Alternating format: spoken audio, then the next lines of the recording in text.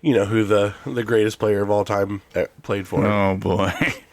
Jeez. I have saved so many of those videos of like just definitive proof of Michael Jordan being the best player of all time. I went to the extent of like, can you tell me like what Michael Jordan's stats would be if he played as long as LeBron? And it's not even close. Yeah, right. It's not even close. Yeah. Yeah, if Jordan would have had a career as long as LeBron's, I would have hated to see, like, you would never even be able to have a discussion. The funny thing is, he's been in the NBA longer than the rookies have been alive. Like, this is his 23rd season. Yeah, but it's that's the argument that I've made so many times is you take away all the, like, medical advancements and all the stuff they're doing to treat him, not to mention, like, he doesn't play games. He sits out. Well, the game has changed so much. Yeah. Yes, everybody is bigger, faster, stronger, but the recovery management, the sports medicine management, like that is completely changed. They're so much more protective of everybody too. Like I was going back watching some of the clips from when Jordan and the guys were playing in like the 90s, and just, I mean, elbows thrown to the faces, all that kind of stuff on a regular basis. And then you see LaFlop, and somebody breathes in his direction and he falls on the floor and acts like he's dying and stuff like that. It's just, well, it's like crazy. I always go back to the memory of I forget which game it was, but it was when Kobe took a ball to the tip of his finger and like dislocated the top of his finger. Yeah, like that would have been like a 4-week injury for LeBron. And I think it was the coach just went and just like reset Kobe's finger, and he's like, I'm back. He's like, I'm good. Wasn't it? I think it was Kobe that I watched like a thing of. He like tore his rotator cuff or something like that in his right shoulder, which was his shooting hand. And he switched to and he shot left-handed. He played the rest of the game left-handed and still scoring on people. I'm there's no comparison of today's modern league to the guys back then. And I know LeBron would have sneezed one time and been like, "Oh, I've got the flu. I got to get off the court." Well, it's also, too, like, college basketball has changed so much with all the money and stuff that you can get. Absolutely. Did you see that they are able to sign people who play in the D-League and overseas now, like, to play college basketball? That's crazy. Like, you were drafted by a professional team, but just because you didn't play in college, you can go back to college. Yeah. It's stupid. The world we live in, man. I hate... We love it. when literally NIL was just meant to be that they can make money off of the video game. Right. And jersey sales and car commercials and stuff like that. Like, so stupid. Yep. Totally agree. Anyways, on that note, before we get off on our rant about everything else in the world.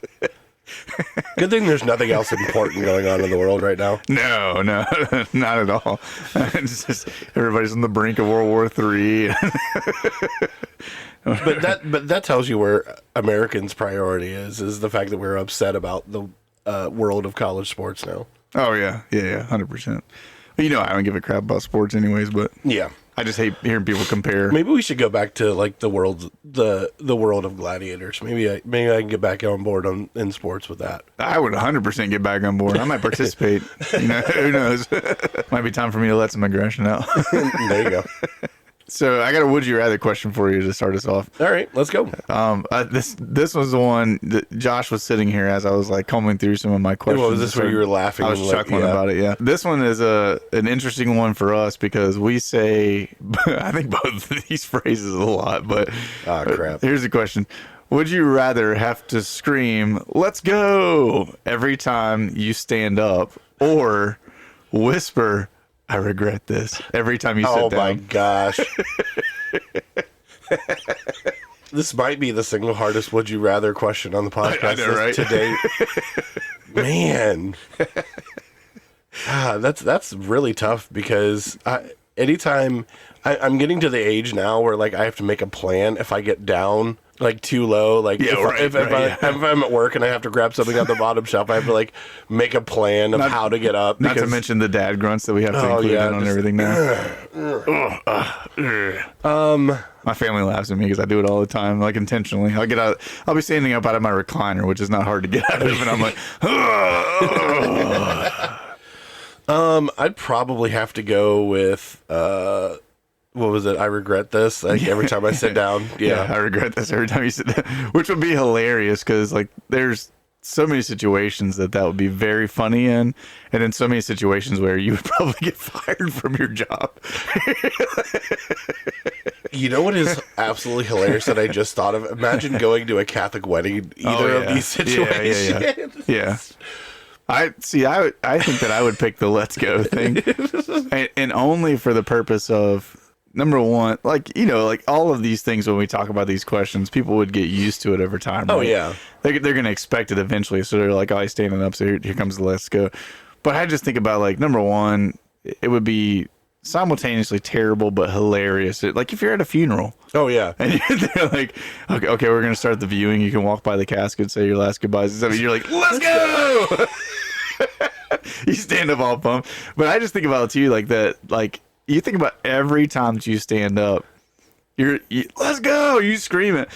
There's gonna be somebody like in the vicinity who's gonna get pumped and think, "Where are we going? Like, what are we doing?" You know, like I just feel like the hype that you would create around it is really good. Well, whereas I do love the I regret this. Your significant other, somebody else is like, "Can we sit down and talk?" And you're like, "Sure." I regret this.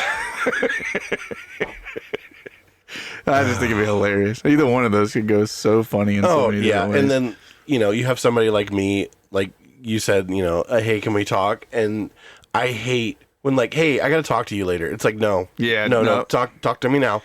Like I'm going to worry and dread this next conversation until we talk about it. So can we just talk about it now? I don't know if you were in service the day, like when I was preaching one Sunday, I like legit said that. I said, look, if you're part of this congregation and you want to talk to me about something, right? You can say like, hey, can we get together later to talk? And I'm totally fine with that. But you have to tell me what the subject of the talk is, so that I'm not like just thinking, oh, did I say something wrong, do something wrong? Are they going to yell at me? Like all the anxiety inducing things, like you just got to let me know. What is it? Like, if we can't talk right then, because I understand, like, most people, you know, most of the people in our congregation are catching me on, like, Sunday morning. Right. And I don't have time to talk at that point in time and stuff. So they're like, hey, can we get together this week?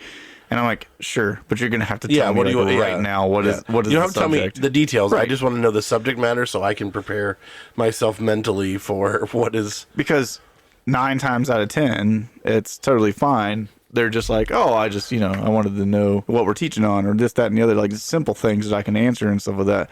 And then sometimes it's the, you know, the dreadful things where it's like, okay, we got to have a serious conversation about something. But at the same time, I'm just like, I have to know. And that way I'm not like walking into a blind, and I'm not just steeping in anxiety all the way up until the point. But yeah, can you imagine, like, even with those, that you like walk into the situation and you go to sit down and you're like, I regret this.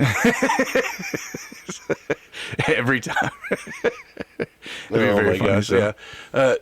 Sit down, we got to talk. I regret this. I have cancer. Oh, I regret saying what I said when I sat Let's down. go. Yeah, you stand up to leave. Let's go. Oh gosh, it'd be very funny. The combination of both of those. Oh gosh, yeah. Like talking to both of us that have one of the other. Yeah, that'd be very funny. So as we get ready to jump in today, it's a fun one because it's the first of the month, and that means that Josh is up for our Cryptid of the month, yes, which I'm excited to hear about. And we've also got some fun stories and stuff in store for you guys. And so we're going to jump right into it. Good morning, Josh. Good morning, Josh. Recognize me? No? Well, I'm Josh. I got suspended from school because of Josh. You're going to be there with me in every way imaginable, Josh. Josh is truly in a trance, yes. I went to high school with Josh, and I can tell you right now, he's a terrific kisser. Hi, I'm Josh. Josh, these are people's jobs we're talking about, Josh. Josh walking in the door wasn't even close. Josh, you are a muffin-snuggling pirate puncher. Josh is a good guy. We can talk to him. Please welcome Joshua. Josh.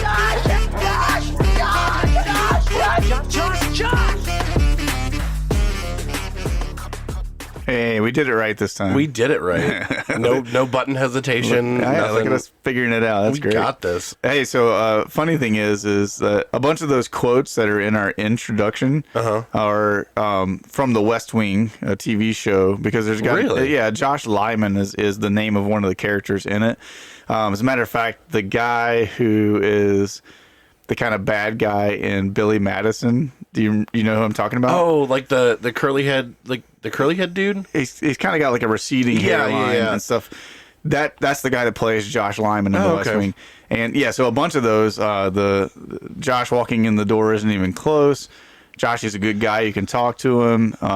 These are people's jobs. You're going to be with me in every way imaginable. These are people's jobs. We're talking about like so many of those are all from The West Wing. I didn't know that. And then it's a favorite show of mine. And I just went back and started watching it this past week. It was a really good show when it was on. I love The West Wing. It was. I thought it was really fascinating. So, yeah. Anyways, that's just a short little clue into some of the things you guys hear in our introduction. There's at least 4 of them. I think maybe 5 that are from The West Wing.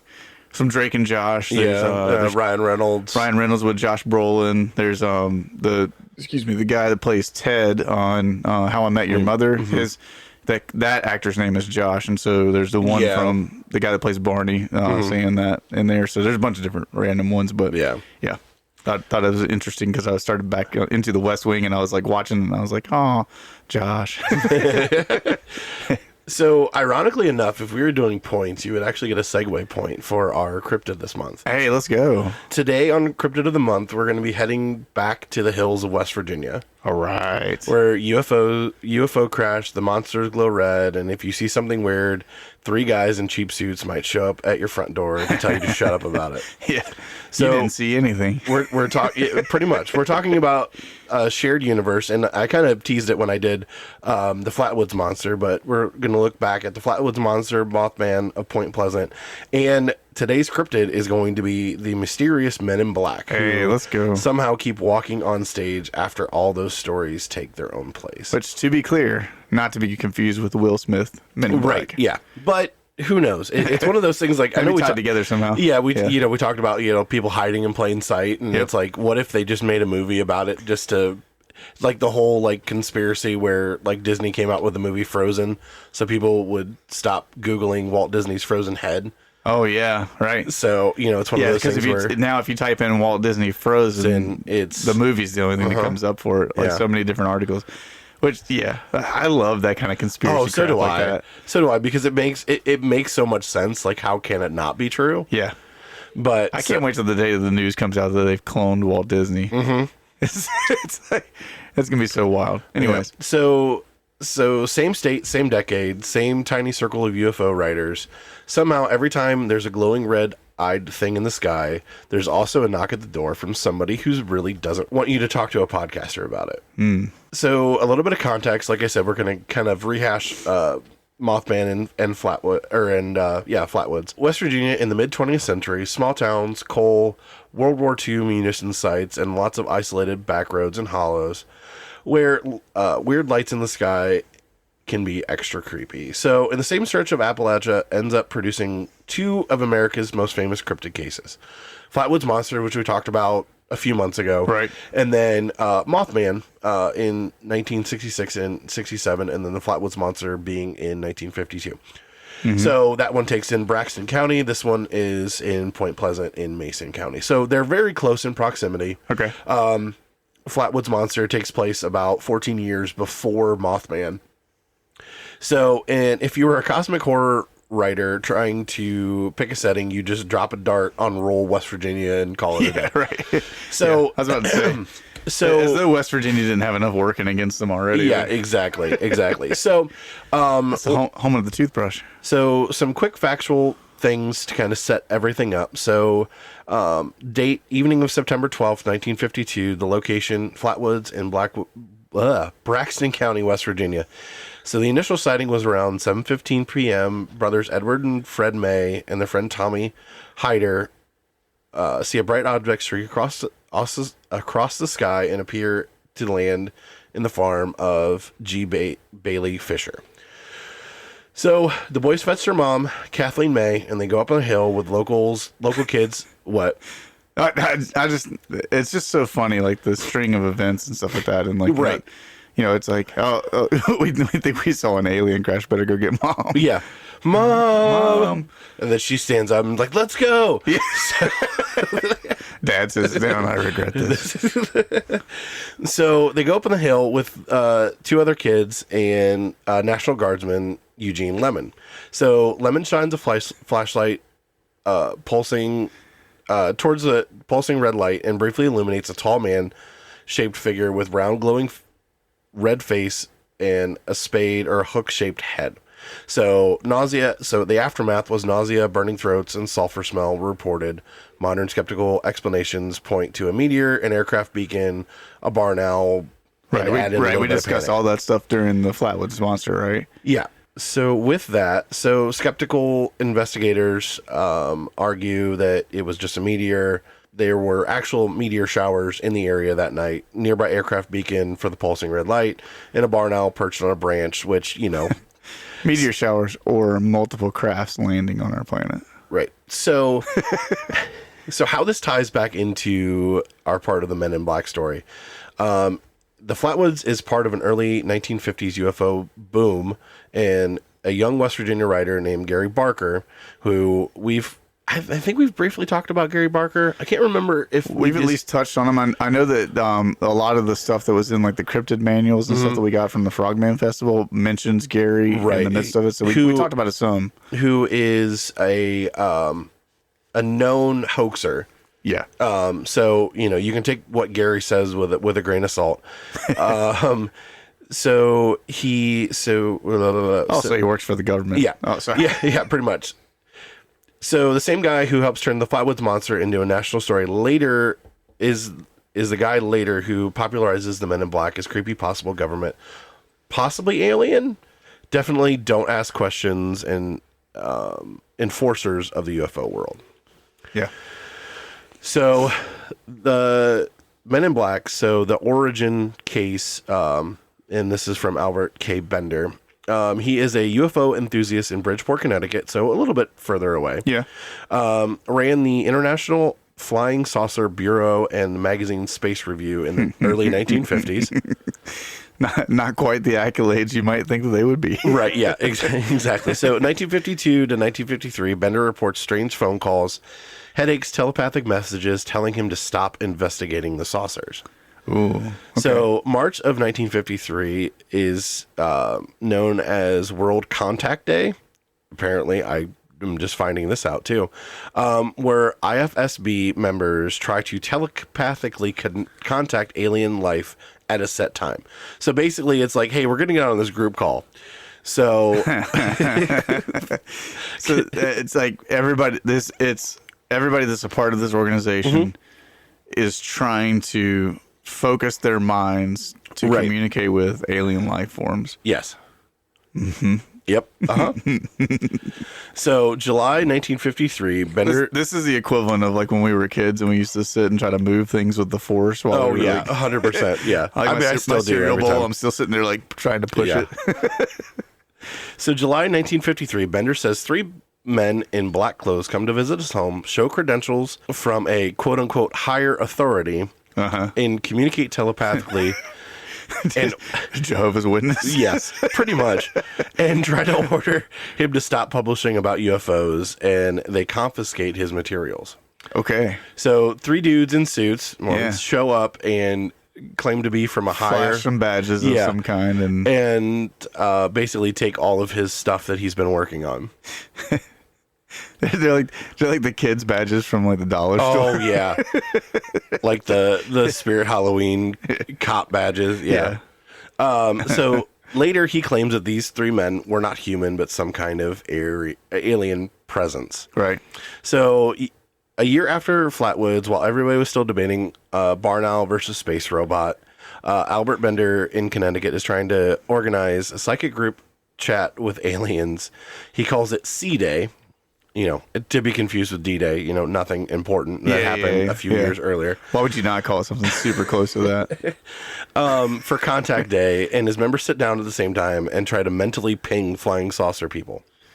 So not long after, crazy. He starts getting sick, and like I said, gets creepy phone calls, and then the 3 guys show up. He's like, that's a nice UFO club you've got there.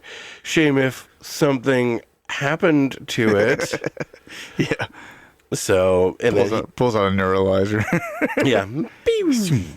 So kind of back to Gary Barker. Gary Barker, the West Virginia writer that we already talked about, writes, they knew too much about flying saucers in 1956, which hugely amplifies Bender's Three Men in Black kind of story. So, like I said, Barker becomes known later as a showman and an occasional hoaxer, which kind of muddies the water about how seriously to take this MIB or Men in Black into account. So by the late 50s, thanks to Barker, now you have the template: UFOs in the sky, monsters in the hill, and if you see too much, three guys in black suits are basically going to come and talk to you for a little bit. Convince you that you didn't see anything. Yeah. So fast forward a little bit, and we're going to go to Point Pleasant, West Virginia. So November 12th, 1966, in Clarendon, West Virginia, 5 men digging up a grave report a winged human-shaped figure gliding over the trees near them. So November 15th, 3 days later, in 1966, Point Pleasant, West Virginia, 2 young couples, Roger and Linda Scarberry, Steve and Mary Millette, see a tall, gray, black, or humanoid with wings and glowing red eyes near the old TNT area outside of town. So that creature reportedly chases their car at highway speeds because they were basically out, kind of doing things that teenage young adult people do. And they're driving, they see this creature, and it reportedly chases them at highway speeds. So which in West Virginia is 35 miles an hour. Right, because, mountains. So the local paper, the Point Pleasant Register, runs a story on November 16th. So it's a grand total of, 4 days later? Yep. Under the headline, couple see man-sized bird creature something. So late 1966 to 67, Point Pleasant, dozens of additional sightings of a winged humanoid, plus UFO, strange phone calls, and general weirdness. General weirdness. So then, obviously, in December 15th of 1967, we have the Silver Bridge collapse. So the bridge over the Ohio River between Point Pleasant and Ohio collapses during rush hour, killing 46 people. Later, the legend becomes tied to the Mothman being the harbinger of death. So we talked about that before, but supposedly the Mothman's whole deal was that he shows up before disasters, so it's almost like he's kind of like a warning that something bad is about to happen, but people never quite know what the bad thing is, in a sense. Right. So, and I don't remember when we kind of touched on the Mothman, did we talk about John Keel at all? I don't remember if we talked about John Keel or not. Okay, so John Keel is a journalist and paranormal writer. He investigates the Point Pleasant in the late 1960s and later publishes the Mothman Prophecies. So he's the one behind the Mothman Prophecies that was published in 1975. So which later led to a movie. Yes, it did. I don't think I've ever seen that movie. I've never seen the movie either. So Keel reports UFO sightings in the area during the same period as the Mothman, witnesses receiving bizarre phone calls, visits strange pale men in black suits who ask about sightings and not seeming quite human. I just love the description of pale men in black suits. Right. It's just interesting. Yeah. They're not smothered in coal and, because of the area. Yeah. They didn't try to blend in at all. Yeah. No, not at all. I am human. Yeah. I eat human food. So when John... Excuse me, good sir. Do you have a cheeseburger? Cheeseburger. So when John Keel rolls into town to investigate, he's not just hearing about a big evil pigeon with red headlights for eyes. He's hearing that a sky is full of lights, the phones are doing weird things, and people are getting visits from very odd men in black suits. I was laughing because of the pigeon thing. We talked about in the previous episode about if you could control the telepathically control pigeons. Somebody's just controlling a pigeon and strapped big old red eyes on it. So see, this just furthers our proof that we had drone technologies and the birds are just drones. Birds aren't real. Yeah. Although this was before all of the real birds were replaced with drones. Or was it? Yeah, it was 1984. Oh, during Reagan? Yeah, it was Reagan. Yeah. Reagan. So these guys showed up at witnesses' homes or workplaces and asked creepy, very detailed questions. sometimes knowing things that they shouldn't. So basically knowing police reports and things like that aren't public knowledge. And they often act like they're trying and failing to pretend to be human. Strange speech patterns and not understanding basic objects at all, just kind of off. There's been reports where... You say that and I just imagine them like walking into a house at that point in time, picking up an ashtray and be like, what is this? Yeah. Well, there's been reports where like they will literally just talk for minutes on end and not breathe, and then like remember that they're supposed to breathe. Oh. And then one moment, please. Yeah. So it's very, very odd. So That's interesting. Keel kind of takes it a step further than just quote unquote secret government goons. To him, the MIB are more like psychic enforcers or demonic supernaturalists or ultra terrestrials tied in with the same intelligence that you might find behind Mothman and the UFOs. One basically big web of high strangeness and not all separate cases. So basically, this is where, I said when I did the Flatwoods, where the Men in Black are kind of tied to both events. Right. So you kind of see the similarities between the Flatwoods and Mothman, where you have these really, really weird people showing up, asking questions. So now we have our Krampus cinematic universe. Now we have our Mothman Flatwoods cinematic or Point Pleasant cinematic universe. So you've got Mothman as a flying or the terrifying flying cryptid, UFOs that basically eat up the entire budget for the film. And then you have Men in Black as the weird studio notes. They keep showing up to tell everyone to stop talking about it. So here's like basically kind of a chronological rundown. So 1952, you have the Flatwoods monster sighting.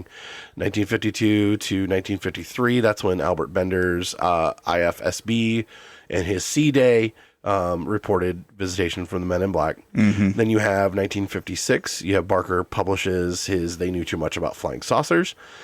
66 to 67, Mothman sightings and general weirdness in Point Pleasant. And then all culminating in 1967 where the Silver Bridge collapses.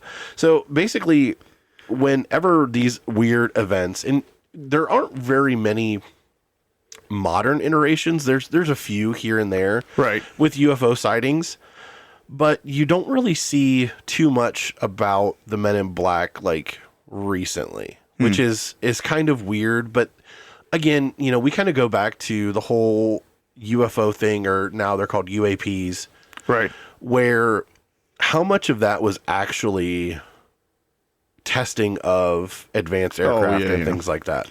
Yeah, we've discussed that before. Like the stuff that people would see coming out of Area 51 is, they see a craft that rises vertically, hovers in the air, and then takes off going in one direction. And people were freaking out about it, but like in our modern context, we go, yeah, that's a Harrier jet, right? Like it was, we have ways to explain what they were seeing, or even just, like we were just talking about drones, that drones are very capable of that kind of maneuvering and stuff in that sense. And so even back in the day, if they had just a rudimentary version of a drone, because we discussed this before, we've had helicopters since like the 50s, right? Yeah. And so, or even the 40s. I think it was early or late 40s. No, because I think they start. I don't remember when I know. it was. I know it was definitely in the 50s because we talked about the inflataplane. Yep. When in a world where helicopters existed. Yeah, right. That's what I was saying. Like, yeah, so it was early on either way, before a lot of these things were happening, that we had helicopters.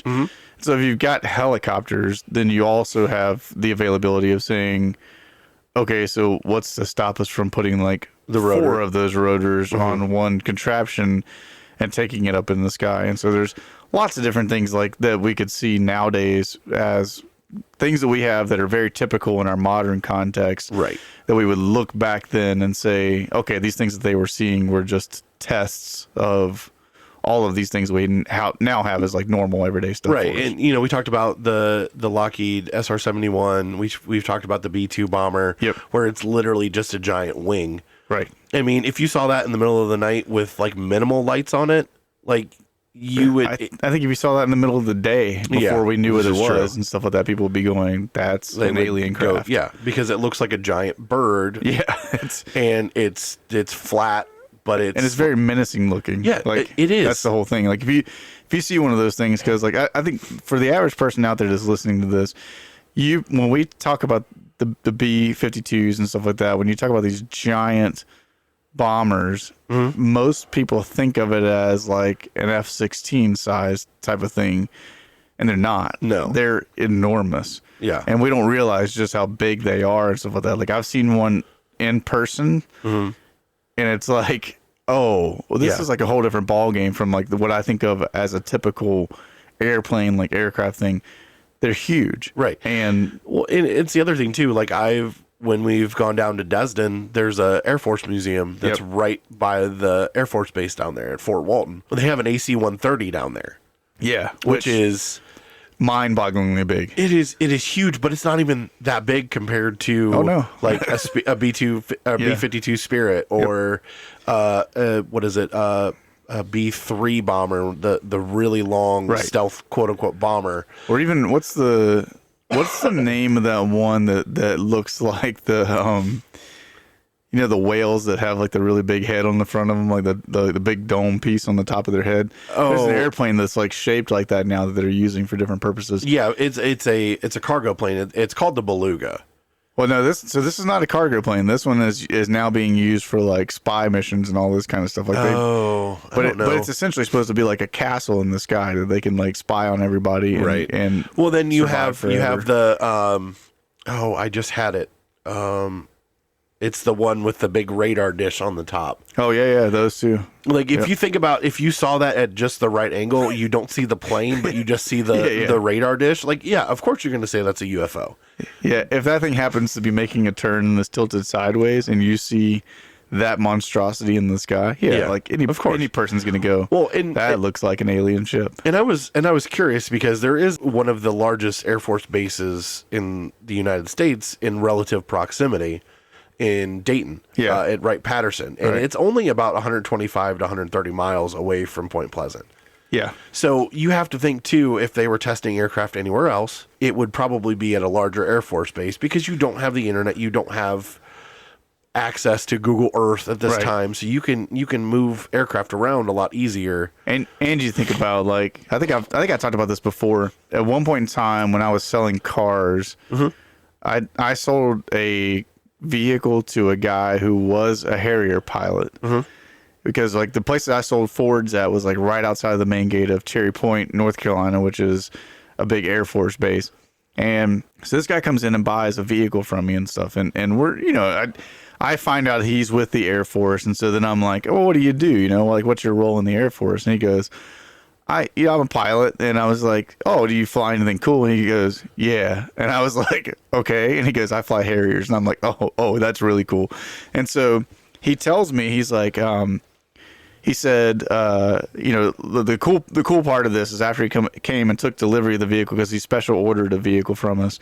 After he came in, he took delivery of it and stuff. He tells me as he's taking delivery, he goes, hey, what are you doing tomorrow afternoon at like 2:00? And I'm like, well, I'll be here working. And he goes, good. Come out to the lot. And you can tell all your guys to come out and stuff like that. I'm like, okay. So we walk out onto the sales lot, right out where the cars are at 2:00. Sure enough, right at 2, 3 Harriers come out of Cherry Point. The middle one stops over top of our car lot, like, way up in the air. He just kind of stays there for a second, tips his wing down, and then just bolts off, right? That's freaking cool. And I'm like, that's the sweetest thing ever. But he came back in later on, stuff like that, and so I was asking, the whole process. I'm asking him questions about like, what's it like to fly Harrier, all this. And one of the things I asked him was like, where do you guys go to like practice? Because like, if you're on the beaches in North Carolina, sometimes you'll just see like jets fly by and stuff.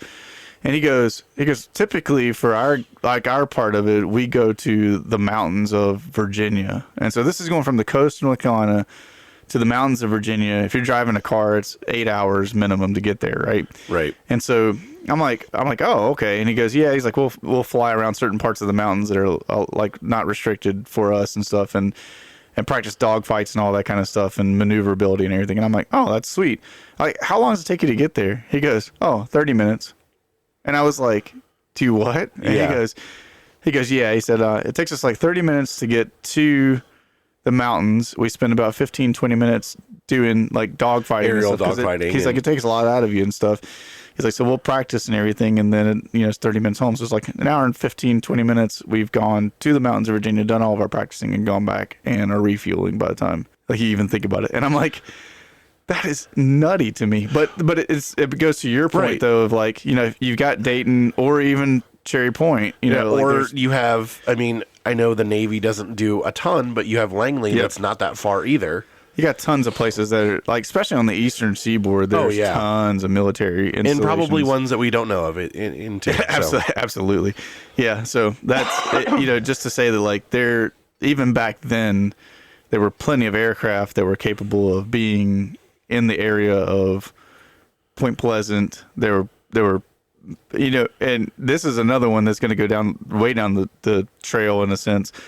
But nowadays, like many of you out there that are listening have seen the videos of the guys flying in those suits where it's like, jet propulsion personal suits where the guys have like a blower on their back and like one on each of their hands to direct themselves with and stuff. And so now we're seeing like soldiers that are capable of personal flight with a suit that they can just wear. Right. And you got to kind of wonder, like back then, like the Mothman stuff, I always think of like the Spider-Man movies not too far back where Michael Keaton, I think was he the one that was the bad guy? The villain, yeah. Is that who I'm thinking of? Like, is it the right guy?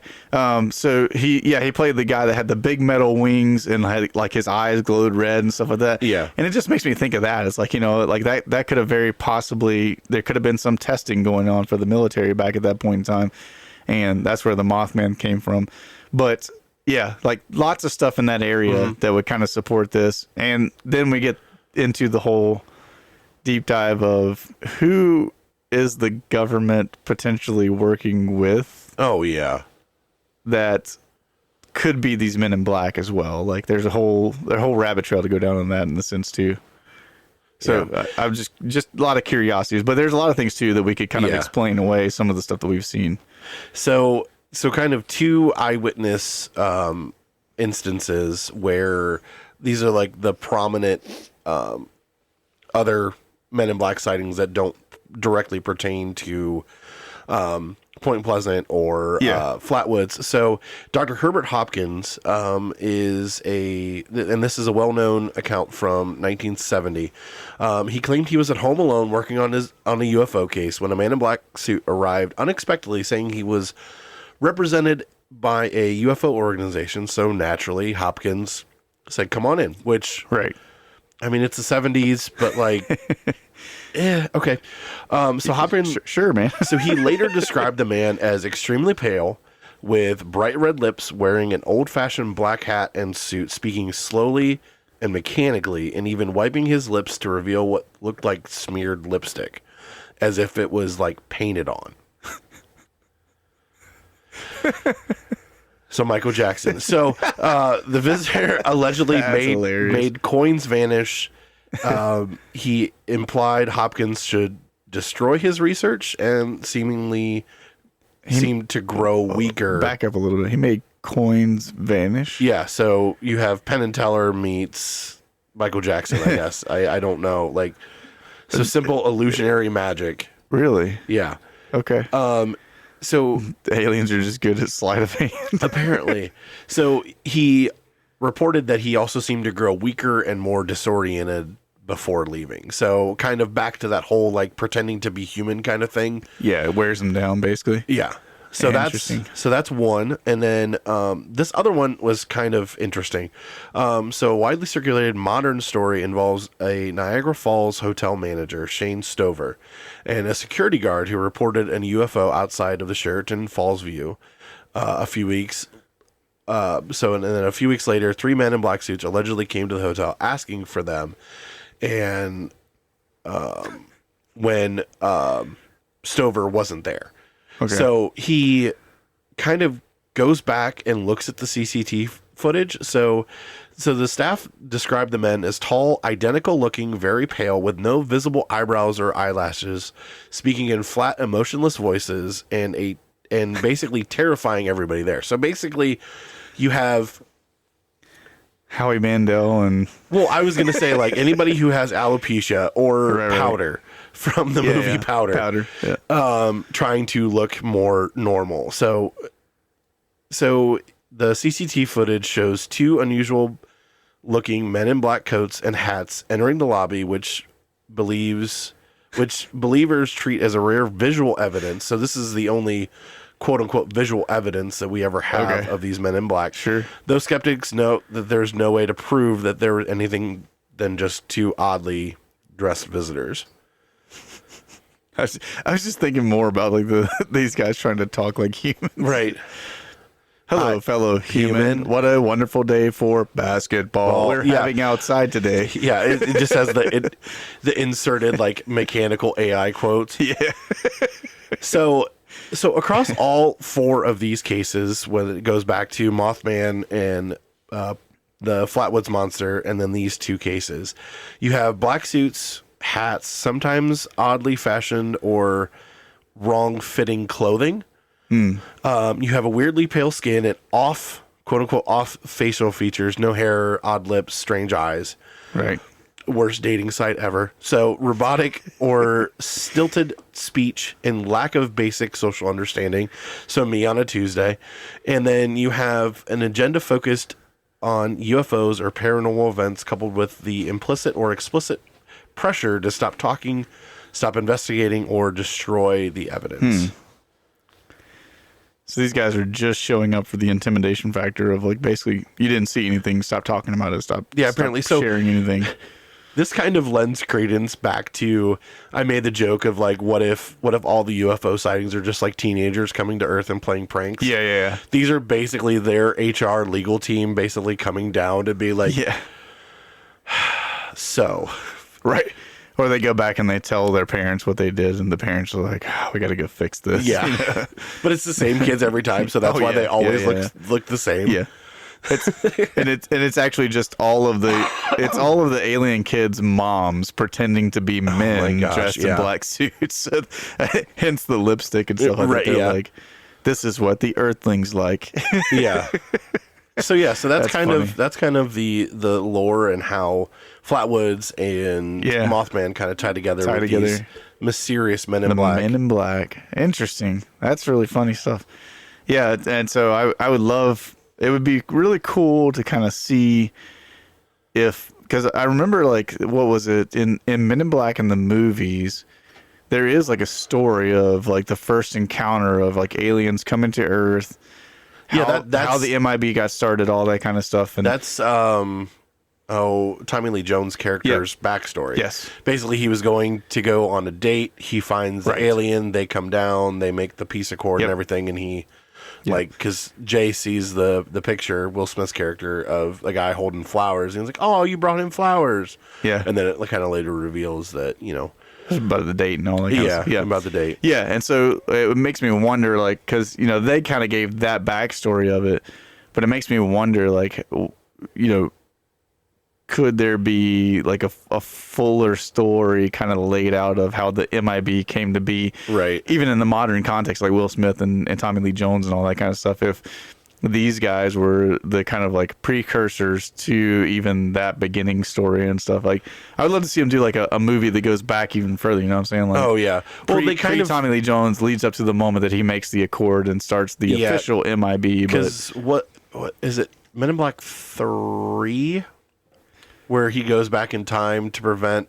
Yeah, I haven't really seen 3 one time, and it wasn't my favorite. Like, I loved the first Men in Black, and MIB 2 was good as well, but 3 I just couldn't get into as much. I still love the scene in Men in Black where they're shooting all the monsters in the the trial and Will Smith. What is she doing with a calculus book and all this stuff? Like, she's theoretical physics book, like in the middle of the ghetto. Yeah, this time of night. And a white girl? Yeah. She's the most dangerous one here. Right. That's funny. So as we get ready, as we kind of come out of the the Men in Black thing, we talked a little bit about airplanes, and so I told you like I've got a bunch of stories that I've been saving up to share on the podcast, and so I figured since we talked about aircraft and stuff like that, this would be the appropriate one to talk about. Do you know anything about British Airways Flight 5390? I know this is like I know you used to listen to Black Box Down. Right? I have a feeling that because I did too. Was that one on there? I don't know. I can't remember if it is or if it was or not, but so I'll take you on a little bit of a journey. This one's kind of wild. On the morning of June the 10th, 1990, I was just a little 8-year-old Josh running around. When was it? June 10th, 1990. So I was 4 years old. So 4 and 8. we're just living life, you know. British Airways Flight 5390 lifted off from Birmingham, England, bound for Malaga, Spain. I think I'm saying that name right. Sure. Yeah, right. Who knows? It was a routine short flight that they're supposed to be taking on a BAC 111 is the aircraft, right? So this is an aircraft that's made this trip tons of times before. This is totally routine type of deal, right? No big deal. Weather was good. Passengers are all on there relaxed as they should be. Nothing about this day hinted towards anything weird going on. But in the cockpit, we have Captain Tim Lancaster, who's an experienced pilot who's nearing the end of his career. And we have a first officer, Alistair Atchison. I think it's how you would say it. Atchison for all of you nerds out there. Who had been newly promoted but was well trained and stuff like that, right? So he's just gotten to the point where he's flying alongside of the captains in the aircraft.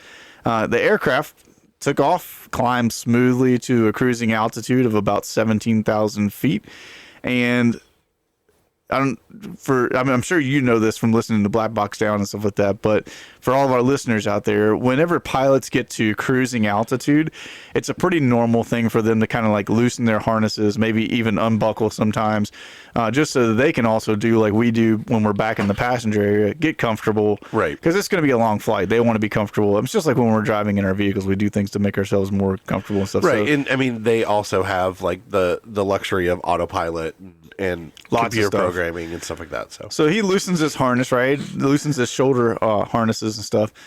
And then right after he did this, something crazy happened. There was an explosion, but not an explosion in the sense of fire and shrapnel and all that kind of stuff. Everything exploded outwardly. So you know that cabins of airplanes are pressurized, right? And so if you get to a place where the air is thin enough and there is a weakness in the aircraft, all of the pressurized air on the inside wants to go to the outside, right? Right. It's just like if you're out there and you have like an aerosol can of of hairspray or spray paint, something along those lines, and you puncture the side of it, everything on the inside blows to the outside really quickly because it's pressurized. Same thing happens with an airplane if there's a weakness and stuff. So there's this deafening bang, and the whole cockpit is basically like depressurized. All the air starts shooting to the outside. Cold air begins to rush in from the outside of the airplane and stuff. And what had happened was the windscreen in front of Captain Tim had blown out of the airplane. It was gone. And everything was being sucked out through that window in the front of the airplane, right? Because of all the pressure. I think changing. I do know this story. Yeah, you probably heard of it before. So when this happens, so what we find out later on is that supposedly there was a repair made to this windscreen in front of him, and they used the wrong size screws. Yep, I have heard this one. So they didn't grab the way they were supposed to, and the windscreen of it blew out. But when it blew out, because if you guys have ever seen like one of those things like of a pressurized room or something like that, when things blow out, all the things in that room get kind of sucked out with the air, right? Because it's moving so fast. Well, in this case, as you can probably already put together, Tim himself was sucked out of the cockpit because of the pressure change and because he had loosened his shoulder harnesses. The crazy thing about it was Captain Lancaster, when he got sucked out of the airplane, his legs managed to catch in the controls of the aircraft while he was on his way out. So he did not get sucked completely out. He got sucked halfway out. And if you know anything about the angles of the front of an airplane, basically what happened is at his waist, where he could kind of bend backwards a little bit, the pressure of, which, by the way, they're going 400 miles an hour right at minimum. At 400 miles an hour, the pressure of the wind and stuff like that laid Tim back onto the roof of the cockpit of the airplane. And so now lower half of his body is trapped in the controls.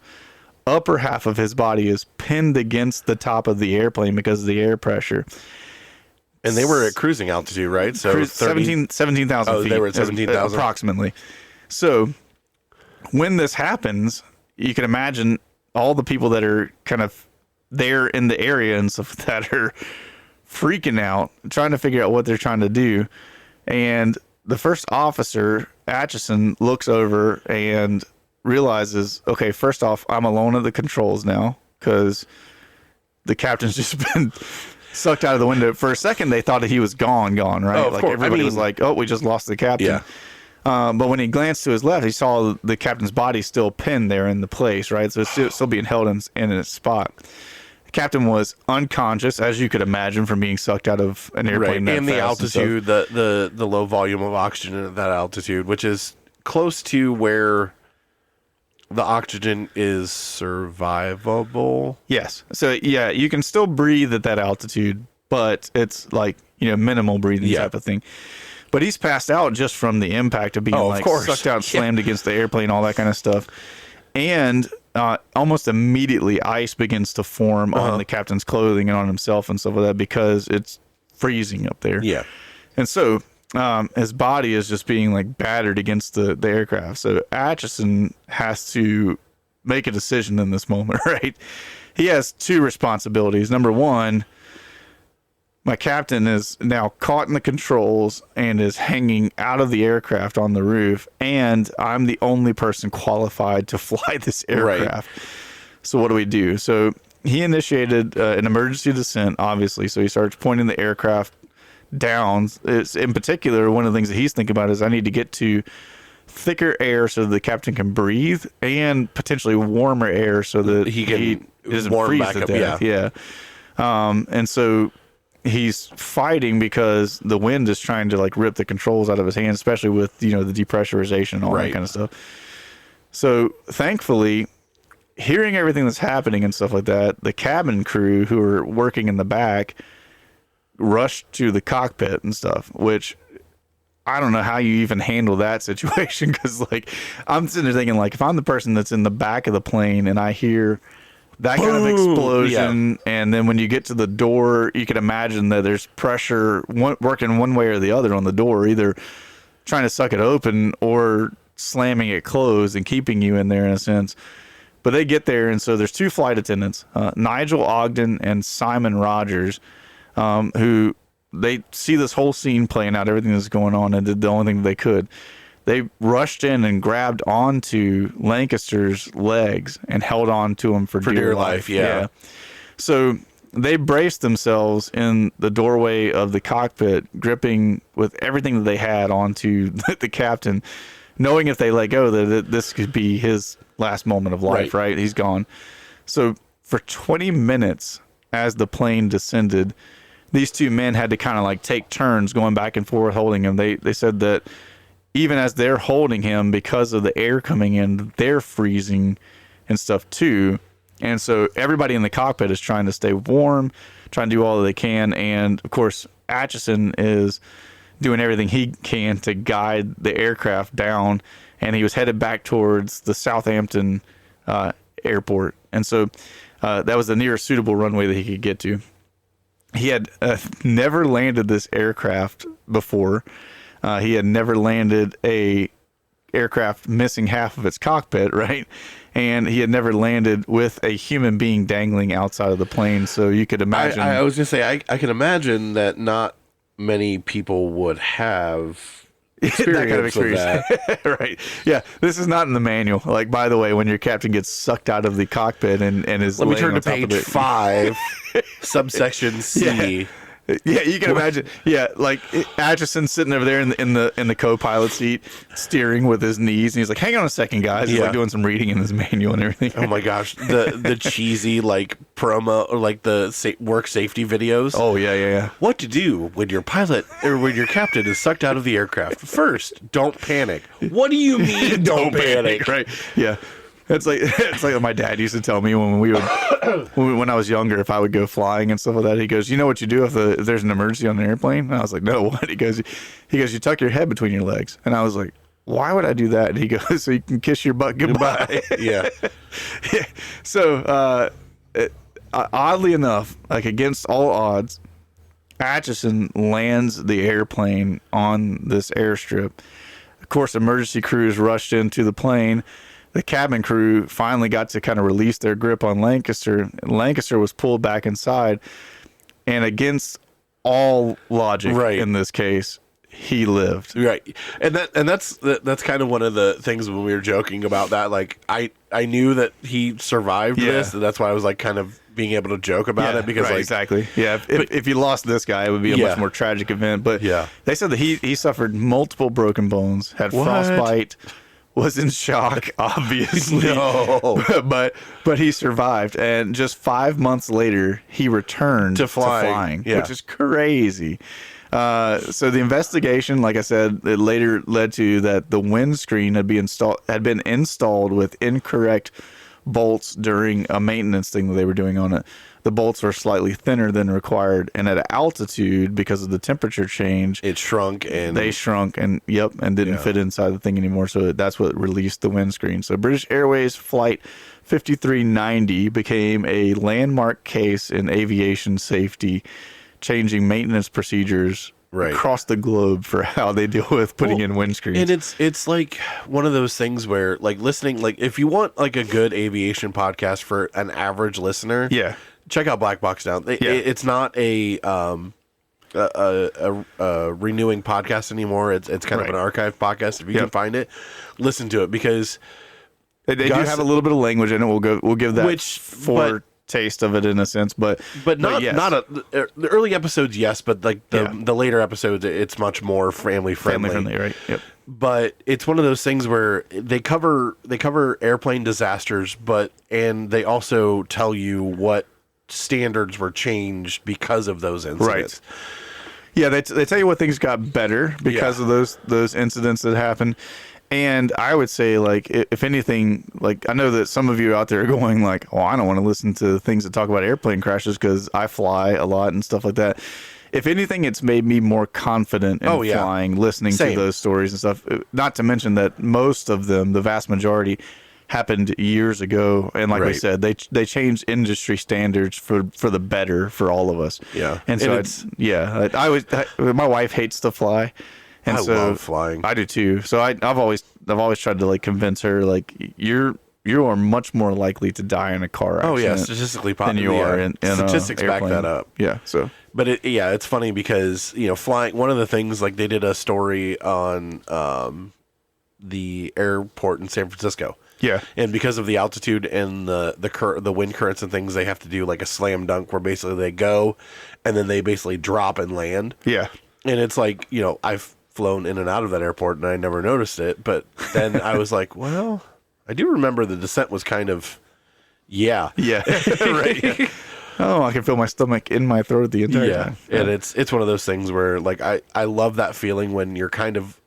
The pilot is frustrated that they're late for takeoff. Yeah. And they get that one little window where you basically like make the turn and essentially Tokyo drift. Yeah. And you're just like sucked back to your seat back. And it's like, oh, okay, here we go. We're flying.